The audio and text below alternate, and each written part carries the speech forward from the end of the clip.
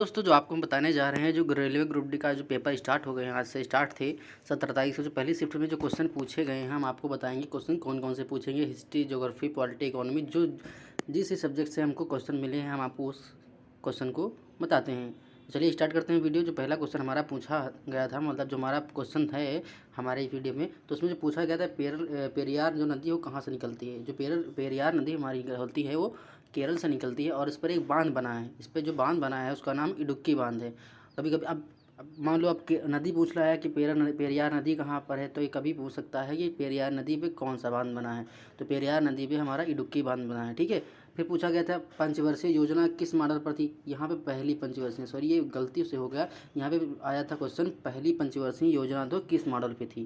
जो हमारी पहली पंचवर्षीय योजना थी वो किस मॉडल पे, तो हमारी थी Herald Domar model. Domar Herald model, Domar Herald model पर थी, ठीक है। सेकंड क्वेश्चन था बायोलॉजी का था। इसमें पूछा गया था एड्स का फुल फॉर्म क्या होता है, ठीक है। ये जनरली जो पूछा गया था एड्स का फुल फॉर्म क्या होता है, ये हमारा बायो का क्वेश्चन था। हीलियम की ऑक्सीकरण संख्या पूछी गई थी, जो हमारी 0 होती है, ठीक है। नेक्स्ट क्वेश्चन था हमारा पूछा गया करंट अफेयर। अब आप कुछ लोग कमेंट कर रहे थे कि मतलब करंट अफेयर कहाँ से कहाँ तक पूछ रहा है। तो जनरली जो एग्जाम देकर आए हैं बाहर, उनसे पूछा गया था, तो वो लोग कह रहे थे कि जो हमारा करंट अफेयर था 2022 से 2022 तक का, मतलब 2020 से 2022 तक का है। 2020 से 2022 तक का है, मतलब 2 साल का करंट अफेयर कवर कर रहे हैं एग्जाम वाले, ठीक है। इसमें कुछ ऐसा नहीं है, कुछ भी पूछ सकते हैं, ठीक है। तो ये सब हो गया। फिर आ गया पूछा गया था प्रथम लोकपाल कौन है। पूछा गया था प्रथम लोकपाल हैं, तो हमारे पीसी घोष थे, पिनाकी चंद्र घोष थे। कौन थे, पिनाकी चंद्र घोष थे। जो हमारे प्रथम लोकपाल आयुक्त थे वो हमारे पीसी घोष थे, पिनाकी चंद्र घोष थे। अभी आया क्वेश्चन कोविड से आया था कि जो हमारा कोविड में जानवरों के लिए वैक्सीन कौन सी बनाई गई है, ठीक है। जो कोविड से जो जानवरों में कोविड हुआ था उसके लिए हमारी कौन सी वैक्सीन बनी थी, उसका एक आया था, ठीक है, कि हाँ कौन सी वैक्सीन है उसका नाम बताओ, ऐसा कुछ था। फिर था आर्टिकल, ये हमारा फिर जो क्वेश्चन था पॉलिटी का था कि आर्टिकल 231 में क्या है, आर्टिकल 231 में क्या है, ये भी क्वेश्चन पूछा गया था। क्वेश्चन पूछा गया था विटामिन B7 का पूरा नाम बताओ, ठीक है।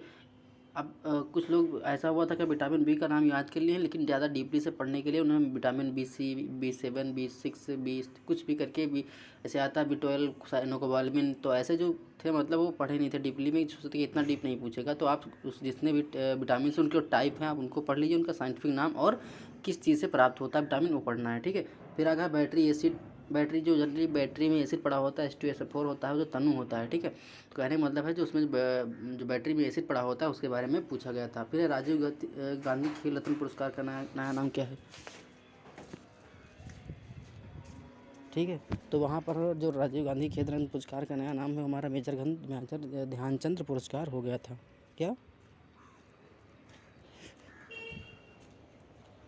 मेजर ध्यानचंद पुरस्कार हो गया है, ठीक है। मेजर ध्यान जो हमारे हॉकी के जादूगर थे, ध्यानचंद, उन्हीं के नाम पर राजीव गांधी खेल रत्न का नया नाम रख गया था। और इसकी जो पुरस्कार राशि थी वो 7 लाख से अब 25 लाख हो गई। कितनी हो गई, 25 लाख हो गई।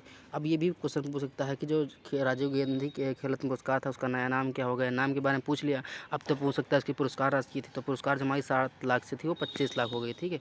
फिर आगे पूछा गया है कि विश्व कुश्ती चैंपियनशिप में भारत ने सिल्वर मेडल कितने जीते थे। जो विश्व कुश्ती चैंपियनशिप हुई थी उसमें भारत ने टोटल कितने सिल्वर मेडल पूछा है, तो हो सकता है गोल्ड मेडल भी पूछ लेते। एक क्वेश्चन हमको याद करना है, ठीक है। नेक्स्ट क्वेश्चन देखते हैं कि विटामिन डी का वैज्ञानिक नाम पूछा गया था। विटामिन डी में कौन सा वैज्ञानिक नाम है, ये भी पूछा गया था कि विटामिन डी का साइंटिफिक नेम क्या है, एक क्वेश्चन पूछा गया था। नेक्स्ट क्वेश्चन हमारा क्या है, न्यूटन का दूसरा नेम पूछा गया था, ठीक है।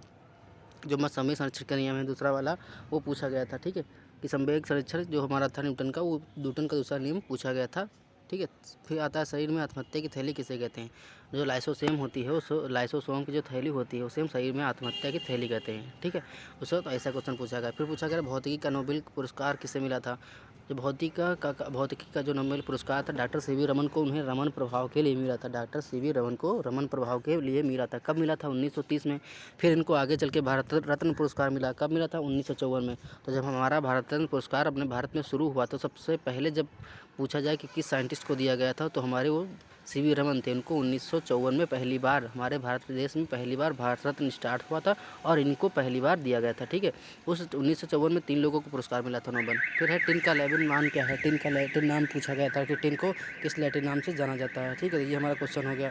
फिर इसमें ये क्वेश्चन नहीं क्लियर हो पा रहा है, जो मेल रिप्रोडक्टिव सिस्टम था उसमें क्या पूछा गया था। फिलहाल आप मेल और फीमेल दोनों का रिप्रोडक्टिव सिस्टम पढ़ लेंगे और उसको सॉल्व कर लेंगे। ठीक है, नेक्स्ट हमारा कह रहा है F बराबर M में एक न्यूमेरिकल दिया हुआ था और उसमें मतलब मास दिया था, त्वरण दिया था, मतलब द्रव्यमान दिया था, त्वरण दिया था और उसमें पूछ रहा था कि F की वैल्यू बताओ। तो इसमें कुछ खास नहीं है, जितना भी आया था आप कर लेंगे। डायरेक्ट न्यूमेरिकल की वैल्यू फार्मूले पे वैल्यू रखेंगे और आप आंसर पा जाएंगे।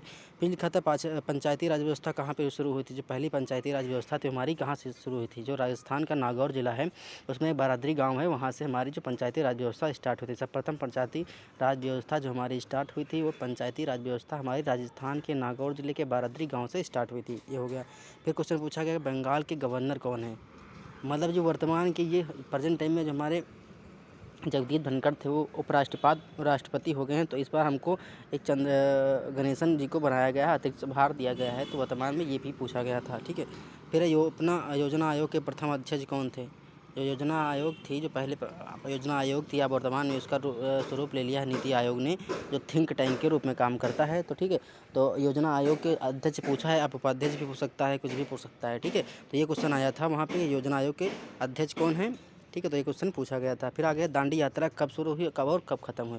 जो हमारी दांडी यात्रा है थी वो कब शुरू हुई थी और कब खत्म हुई थी। हमारा 12 मार्च को 1930 को स्टार्ट हुई थी और 6 अप्रैल 1930 को ख़त्म हो गई। अब देखो, अब दांडी यात्रा पूछा गया है तो गांधी जी के जितने भी आंदोलन थे वो कोई भी एग्जाम में पूछ सकता है।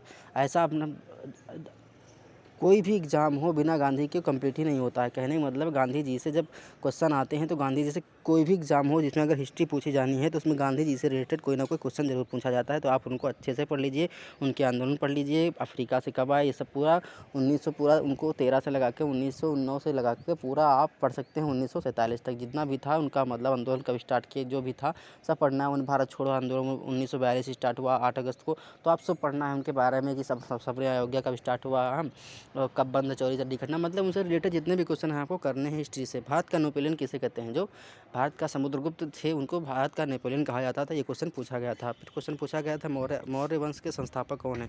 तो मौर्य वंश के संस्थापक कौन है ये भी क्वेश्चन पूछा गया था कि मौर्य वंश के संस्थापक कौन है। अब किसी वंश दूसरे वंश का पूछा जा सकता है कि इस वंश के कौन संस्थापक, तो आपको अच्छे से पढ़ना है कि किस वंश के कौन संस्थापक थे।